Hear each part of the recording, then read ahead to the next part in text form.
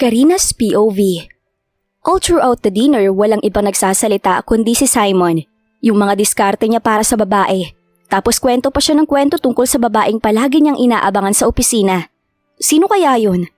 Natapos na kaming kumain, tahimik lang si Bryle at nakakunot ang noo. Tila galit sa mundo. Pero nagbago yun nang may biglang tumawag kay Simon at nagpaalam dahil may emergency daw. Finally! Sigaw ni Bryle nang makalabas si Simon. Ariel happened to me, one wash clean sa labada for just $7.50. Finally! Biglang tinakpan ni Bryle ang bibig ko. Oh, kumakanta lang naman ako ah. Tumigil ka nga, nakakairita. Sus, yung jingle na yun, kinakabahan ako. Reklamo nito. That song? Finally, Ariel happened to me, one wash clean sa labada for just $7.50. Finally? See? I already memorized that freaking song. Dugtong pa nito. Alam ko na yung case niya. It's the paulit-ulit song, now I memorize it now syndrome. Naranasan ko na rin yan. Yung tipong inis na inis ka na kasi palagang pinatutugtog, tapos na may memorize mo na. I feel the pain. Oh, natahimik ka na dyan. Tanong ni Bryle. Wala, naisip ko lang na naranasan ko na rin yung syndrome mo. Seryosong sabi ko. Ano? Wala akong syndrome. Sabi nito. Yes you do, it's called the paulit-ulit song, now I memorize it now syndrome. You know, paulit-ulit mo na lang naririnig yung kanta tapos na may memorize mo na. Seryosong sabi ko. Tiningnan niya ako na tila nababaliw na ako, tapos sumilay sa kanyang mga labi ang isang matamis na ngiti. You really make my day complete. Masayang sabi nito. Di ko naman mapigilang mapangiti. It's my pleasure to make you happy, sir. Tumayo pa ako and bowed tila isang servant na nagpapasalamat sa amo. I know something that you can do to make me happier. Lumapit ka. Sabi nito. Lumapit naman ako sa kanya. Inilapit niya yung mukha niya sa tenga ko at bumulong. Me, you, bed, now. Madiing sabi nito. Hinampas ko naman siya. Ano ba? Ang bastos niya, no? Tumayo naman siya at pinulupot ang mga kamay nito sa bewang ko. Akala mo I didn't forget about my rule? Isang hampas, isang kiss sa lips. Sabi nito, tinulak ko naman siya palayo. I think I need to add, isang tulak, isang kiss sa lips. What do you think? Sabi nito, kinuha ko na lang yung bag ko at lumagay ng pera sa table. I think enough na yun para sa bill. Perv! Sabi ko at lumakad na palayo. Sumunod naman siya. Dadagdagan din ako, once na tawagin mo akong pervert, one kiss. Sabi nito, sinamaan ko lang siya ng tingin. I hate you! Sabi ko tumalikod muli. I love you too, sweetie. Sabi nito at inaakbayan ako. Nakahiga na kami handa ng matulog. Kahit anong gawing posisyon ko, wala talaga. Di talaga ako dinadalaw ng antok. Tatayo na sana ako para kumuha ng gatas sa kitchen, pero may mga brasong pumulupot sa bewang ko. Where are you going? Tanong ni Bryle. Kukuha ko ng gatas. Sabi ko. Can't sleep? Tanong nito. Tumango naman ako. May gusto ka pang gawin? Tanong nito. Anong something iba? Fast forward. Bryle's POV. Nakatingin lang ako sa mukha niya. Damn, ang ganda niya. Anong ibig mong sabihin na something iba? Kinakabahan niyang sabi habang nakatilikod, habang tinatakpan ang kanyang dibdib gamit ang kanyang mga kamay. I'm not gonna rape you, sweetie. Let's go somewhere. Alam kong magugustuhan mo doon. Sabi ko, nakahinga siya ng maluwag at tumango. Tumayo ako. Aalis tayo na nakaganyan ka lang? Tanong niya sa akin. Napatingin ako sa sarili ko. Nakaboxers lang ako. Anong problema? Walang makakakita sa akin ng ganito para isipin na huli na. Anong problema?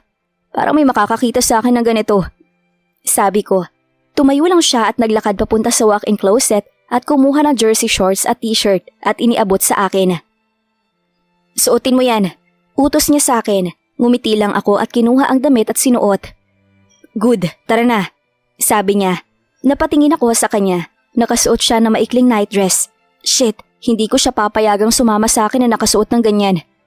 Paano kung makita siya ng isang Doge bag na ganyan? Damn it. Teka, lalabas ka ng ganyan? Sabi ko kaya napalingon siya sa akin. Anong problema? Parang may makakakita sa akin ng ganito ah. Ginaya niya ang sinabi ko. Tumingin ako sa kanya. Hindi tayo pupunta kung magbibihis ka ng ganyan. Walang paraan na papaalisin kita sa bahay na to na ganyan ang suot mo. Ayokong may makakita sa'yo na ganyan ang suot mo. Ayokong may makakita sa'yo na ganyan maliban sa akin. Sabi ko at pumasok sa walk-in closet at hinila ang jogging pants niya at isa kong sando. Eto, isuot mo to. Sabi ko at tinining niya lang ako ng masama at nag-roll eyes. Now you know kung bakit pinasuot kita ng ganyan. She just said and walked towards the CR. Saan ka pupunta, sweetie? Tanong ko. Sa CR malamang magbibihis ako. She said. Magpalit ka na lang sa harap ko, wala namang masama. Mapaglarong sabi ko. Sinamaan niya lang ako ng tingin. Kung nakakamatay lang ang tingin, malamang patay na ako ngayon. After a few minutes, lumabas na siya ng CR and she really looked good on my shirt. Sayang naman hindi ko na lang siya maitulak sa kama at tanggalin ang mga damit na yon at magdamag na maliligaw sa kanya. Tara na! Sabi niya na nagpabalik sa akin sa totoong mundo mula sa aking erotikang pantasya. Hinila ko siya papunta sa garahe ko. Pumunta kami sa isang motor ko. Ito ang Ecozay Titanium Series. Hinila ko na lang ang susi sa kahon malapit sa motorsiklo at sumakay. Sumakay din si Karen at ipinulupot ang mga braso sa bewang ko. How I wish na ganito na lang tayo forever. Nakasakay kami sa isang lugar kung saan matatawag kong safe haven ko. Isa talaga tong open space na may gazebo sa gilid. Isa ito sa mga pag-aari ko kung saan ang sarap manood ng mga bituin. Agad siyang bumaba ng motorsiklo at tumingala sa langit. Talagang humanga siya. Ang ganda! She amusingly said. Pero wala nang mas gaganda pa sa'yo. Sabi ko, tiningnan niya lang ako at binigyan ako ng pinakamatamis na ngiti na kaya niyang ibigay. Ayun, nakatitig lang kami sa langit ng ilang minuto nang nagpa siya na siyang umuwi dahil inaantok na siya. Pauwi na kami nang maramdaman kong natutulog na siya dahil hindi nakapulupot ng mahigpit ang mga braso niya sa bewang ko. Nagmamaneho ko ng motorsiklo na biglang pumunta ang mga kamay niya sa bagay ko na ikinagulat ko at nawalan ng kontrol sa pagmamaneho. Salamat sa Diyos na bawi ko ang aking pakiramdam. Ibinalik ko na lang ang mga kamay niya sa bewang ko. I think I need a cold shower pagdating namin sa bahay. Karina's POV. 1 month na lang bago ang kasal. Naiisip ko tuloy si Brian nitong mga nakaraang araw. Lahat kaya ng ginagawa niya acting lang yun? Kasi I came to think, diba? All of this is a part of the deal. Baka this all part of this plan para mapaniwala namin ang lahat na mahal namin ang isa't isa. Napabuntong hininga ako. Nalilito na ako sa kung ano ang totoo at sa hindi. Iniisip ko pa lang na pagkatapos ng kasunduan namin, nawawala na lang to na parang bula. Tila isang napakagandang panaginip at kailangan ko nang gumising. Pero kailangan kong gawin to kasi nga part of the deal, diba? Tutulungan niya ako. Papakasalan ko siya. Yun naman yun mula sa umpisa, diba? Paano na lang pag... Karina, nakikinig ka ba? Napabalik ako sa realidad nang tinawag ako ni Abby. Ang wedding planner namin at isa na rin sa mga friends ko ngayon. Nandito kami ngayon ni Abby sa isang cafe. Nagpaplano para sa kasal. Oo, nagpaplano na kami. Or should I say, ako lang. Palagi na lang kasi siyang busy. Kung dati halos di na siya pumasok. Ngayon naman tuwing gabi na lang kami nagkikita. Tapos maaga pa siyang pumapasok. Pinalive niya pa ako para sa preparation sa kasal. Heist! Nahahalata akong kanina ka pa bumubuntong hininga. Malaki yata ang problema mo. Nag-aalilang tanong ni Abby. Umiling lang ako. Ano nga ulit yun? Pag-iiba ko sa usapan. Yes, kailangan nating mag-cake tasting mamayang hapon para masettle na. Tapos sa makalawa, pupuntahan natin yung venue ng kasal. Ano nga pala yung team? Tuloy-tuloy na sabi ni Abby. Halloween. Natatawang sabi ko, napanganga naman siya. Seryoso? Di makapaniwalang sambit nito. Tumawa lang ako ng tumawa. Syempre hindi. Gusto ko yung pang fairy tale. Yung tipong ako yung princess at siya yung Prince Charming ko. A dreamily sad pero nawala lahat yon nang maisip kong he will not be my Prince Charming na makakasama ko habang buhay. Oh, nabagsakan ka yata ng langit at lupa. Napano ka? Nagtatakang tanong ulit ni Abby. Oh mo, buntis ka? Sigaw nito. Napalaki naman ang mga mata ko. Ano ka ba, hindi no? Pagtanggi ko, bakit pa palagi nilang sinasabi na buntis ako? Una yung mami ni Bryle, tapos ngayon si Abby. Di pa nga kami nag-aano ni Bryle eh. Yung alam nyo na, yung ano, basta yung ano. Yung ano ni ano, na ano sa ano, basta yun na yun. Grabe kasi mood swings mo eh. O baka naman, meron ka. Sabi ni Abby, pinanlakihan ko na naman siya ng mata. Lumapit ako sa kanya. Paano mo nalaman? Manghuhula kaya tong si Abby? Alam niyong meron ako ha? Secret. Napahagikik naman siya. May biglang tumunog na parang bell na sinyales na may pumasok sa cafe. Napatingin na kami doon ni Abby. Nakita kong namulat ang tenga at buong mukha niya at dali-daling ibinaling ang tingin sa ibang direksyon. Oh, anyari sa'yo? Boyfriend mo yung pumasok? Tanong ko. Umiling lang siya at pasimpleng tiningnan ulit yung lalaki.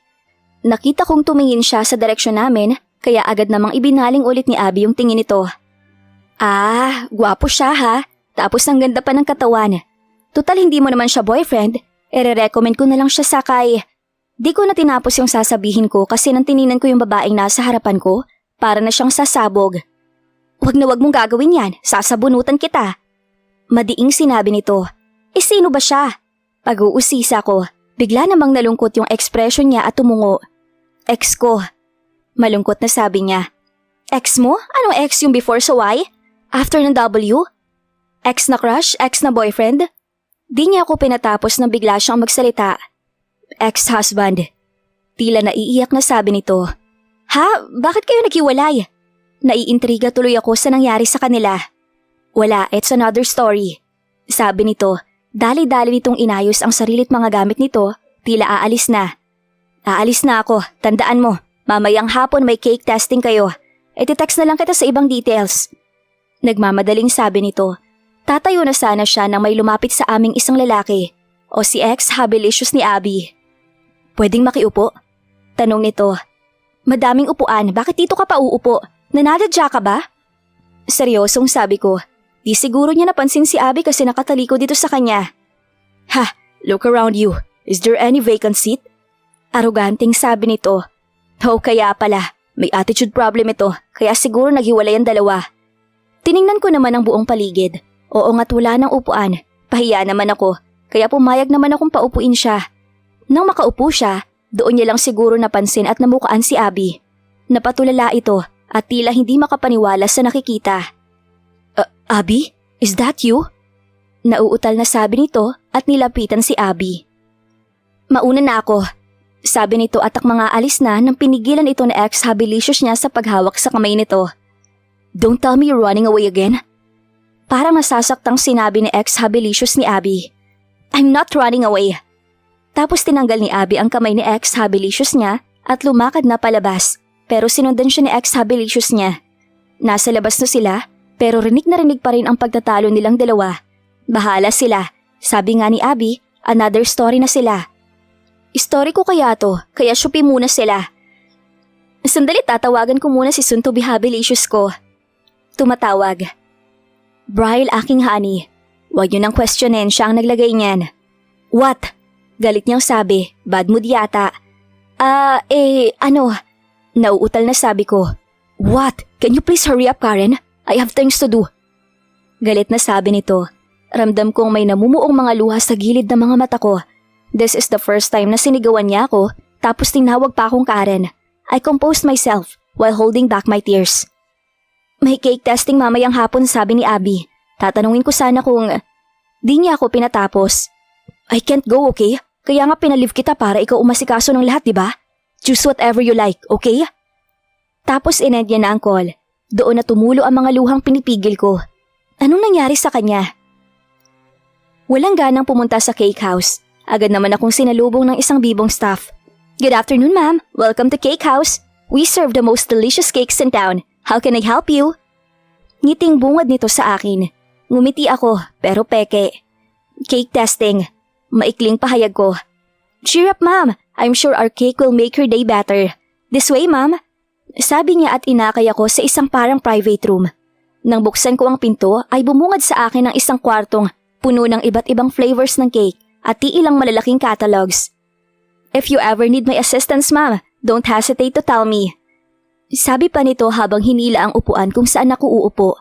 Napabuntong hininga ko. Would you mind if I ask for your suggestion on what flavor to pick? Tanong ko sa staff. Okay po. Our best-selling flavor is this, and blah blah blah blah. Salita lang siya ng salita pero tila nasa ibang lugar ang utak ko. Ano kayang ginagawa ngayon ni Bryle? Ano kaya yung rason bakit siya nagkaganon? May nagawa ba akong mali? Bakit siya... So ma'am, may idea na po ba kayo kung anong flavor ang pipiliin nyo? Kung gusto nyo po, tikman nandito naman po yung samples. At... Di niya natapos na may biglang pumasok. Tiningnan ko naman kung sino. And guess what? Walang iba kundi si Bryle is still wearing his suit pero nakaluwag na yung necktie at magulo pa yung buhok. Hinila niya ang upuan na katabi ko. You can go. Seryosong sabi nito sa staff. Tumango na lang ito at lumabas ng kwarto. So, did you pick what flavor you want? Sabi ni Bryle habang kinukuha nito yung coat niya at tinupi pataas ang sleeves nito. Umiling lang ako. Kinuha ko yung catalog and scanned every page with different designs of wedding cakes. May idea ka na kung ano yung design ng cake? Tanong ulit ito at umiling lang ako. Wala akong gana magsalita. Baka kasi magalit na naman. Look, I'm sorry for what happened to the call, okay? I just have a lot of problems to deal with. Parang naiinis na pahayag nito nang mapansing di ako sumasagot. Tumango lang ako habang di inaalis ang tingin sa catalog. Would you mind if ako na lang ang papili ng flavor? Tanong nito sa akin. Tumango lang ako at di na ako nag-abalang tingnan siya. Would you like chocolate or red velvet? Tanong nito. I just shrugged my shoulders. Nakita ko sa peripheral vision ko na napipigil na ito ng galit. Look, if this is about the call, I'm sorry, okay? And nandito na ako, diba? Anong inaarte mo dyan? Don't you know meron din akong ibang gagawin? Ba't pinilit kong isiksik to sa schedule ko? At like what I've said, pinalive kita para umasikaso ng lahat ng to. And let's add that you're seeing someone. Galit nitong pahayag sa akin. Siya pa ngayon ang galit? Di ba dapat ako? Pero bakit naman ako magagalit? Kasi wala naman akong karapatan, di ba? Then bakit nag-abala ka pang pumunta dito na ikaw na mismo ang nagsabing ako ang aasikaso ng lahat ng to? And hindi kita pinilit na isiksik mo to sa schedule mo. And I am not seeing someone. At saka bakit ka nagsasorry? If I am not mistaken, isa lang akong substitute. Di niya ako pinatapos at tumayo na siya. Think what you want to think. This is bullshit. You know what? I'm going. I don't have time with this. I'm out of here. Sabi nito at umalis. Di ko na mapigilang tumulo ang mga luha ko. What happened to us? Tanong ko sa sarili ko. Napatawa naman ako. Karina, there was never an us between you and him. Deal with it. Substitute ka lang kaya dapat kang lumugar. Natatawa ngunit umiiyak na sinabi ko sa sarili ko. Kung makikita niyo lang siguro ako sa ganitong kalagayan, mapagkakamala na siguro akong takas sa mental. I went out of the room to see the staff na sumalubong kanina sa akin. Pinunasan ko naman yung mga luha ko at pilit na humiti. May napili na po ba kayo, ma'am? Tanong nito sa akin na may halong pag-aalala. The best selling flavor and the best design would be good. Sabi ko at tuluyan ng umalis ng cake house. I don't know where to go. Lumakad lang ako ng lakad. Hindi ko alam kung saan ako pupunta. Parang nawala ako. Pagkatapos ay nagpa siya ako kung saan pupunta. Bryle's POV. Nandito ako ngayon sa kotse ko pabalik sa office. Habang nagmamaneho ako, iniisip ko kung bakit ko nagawa sa kanya yon. Alam kong naguguluhan kayong lahat kung bakit ako lahat ay umaarte ng ganon. It is because of office matters and stuff. Marami akong problemang haharapin dahil may malaking halaga ng pera na ninakaw mula sa kumpanya. Nadismaya ako kung paano haharapin ang bagay na to. Naisipin na ito lang ang pagkakataong may magnakaw sa kumpanya. And also add the pictures that sent to me by an unknown person, which is the picture of her together with a guy na nakaupo sa cafe kaninang umaga bago siya tumawag. At yun ang nagpagalit sa akin. Nagsiselos ako, okay? Sabi niya kanina wala daw siyang nakikita. Tapos sino yung nasa picture? Di mo man lang alam ang buong kwento ng lalaki at ni Karen. Baka pinsan niya at ganun. Sabi ng isip ko. Tapos tinamaan ako. Mabilis ako nagtapos kaya naniwala ako na niloloko niya ako. Iba ang usapin sa opisina kay Karen. Paulit-ulit kong sinusumpa ang sarili ko. Ako ay isang asshole. Alam mo ba na dahil sa ginawa mo, maaaring makawala siya sa mga kamay mo? Tapos parang may nagbuhos sa akin ng malamig na tubig. Hindi ko kayang mangyari yun. Binilisan ko ang lakad pabalik sa cake house. Bumaba ako ng sasakyan at pumasok sa loob. Nakita ko yung staff na kasama niya bago ako dumating at tinanong ko siya. Nandito ba bang fiancé ko? Kinakabahan kong tanong sa kanya. Pakisabi nandito siya. Kailangan kong humingi ng tawad sa nagawa ko sa kanya. Hindi naman siguro ako magtitiis kung iiwan niya ako. Kanina pa siya umiiyak, sir. Malungkot niyang sabi. Sinuklay ko ang aking mga daliri sa aking buhok habang pinipigilan ang mga luhang tumulong mula sa aking mga mata. Agad akong pumunta sa kotse. I was crying out the hell out of me. Ang dakila at makapangyarihang Bryle ay umiiyak. I called the office if she's there. Wala daw. Kaya nag-drive na ako papunta sa bahay namin. Tumakbo ako papunta sa kwarto namin at nakita kong walang tao. Sa kusina, banyo at mga silid pambisita. Hinanap ko ang bawat sulok ng bahay at walang palatandaan ni Karen. Walang palatandaan ng aking sinta. Tumakbo ako papunta sa kotse ko at pinaandar ko ang sarili ko sa iba't ibang lugar na pwede niyang puntahan. Pero wala si Karen.